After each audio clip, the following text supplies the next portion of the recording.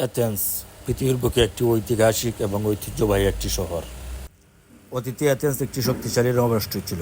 এটি শিল্প, শিক্ষা, দর্শনের কেন্দ্র এবং প্লুটোর শিক্ষায়তনে একটি অ্যারিস্টটলের জ্ঞানের জন্য স্থান ছিল। ইউরোপীয় মহাদেশ, বিশেষ করে প্রাচীন রোমের উপর এর বিশাল সংস্কৃতি এবং রাজনৈতিক প্রভাবের জন্য ব্যাপকভাবে বলা হয়ে থাকে অ্যাথেন্স পাশ্চাত্য সভ্যতার শৈশবের দুলনা আর গণতন্ত্রের জন্মভূমি।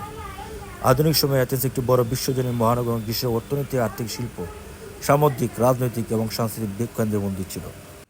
2021-এ এথেন্স শহরে এলাকায় ৩.৫ লক্ষের বেশি মানুষ বসবাস করত, যা গ্রিসের মোট জনসংখ্যার 45%-এর বেশি।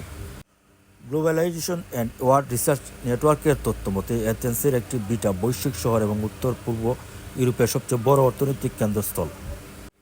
আর তার সাথে বৃহৎ একটি আর্থিক বিভাগ আছে এবং এর পাইরাস বন্দর ইউরোপের সবচেয়ে বৃহৎ এবং সারা পৃথিবীর মধ্যে বৃহৎ তৃতীয়। এবং বর্তমানে এই এথেন্স শহরে 6,64,046 জন মানুষ বসবাস করতেছে। 2011 থেকে 2018 তথ্য অনুযায়ী, হয়তো বা এখন কিছু বাড়তে পারে। ইতিহাস, ঐতিহ্য, সৌন্দর্য এর কোনো অংশ কোনো কমতি নেই এই এথেন্স শহরে। এথেন্সের সৌন্দর্য সারা বিশ্বে এক সমাদৃত, তাই বিশ্বের বিভিন্ন দেশ থেকে প্রচুর পর্যটক এদেশে আসতে ব্যাকুল।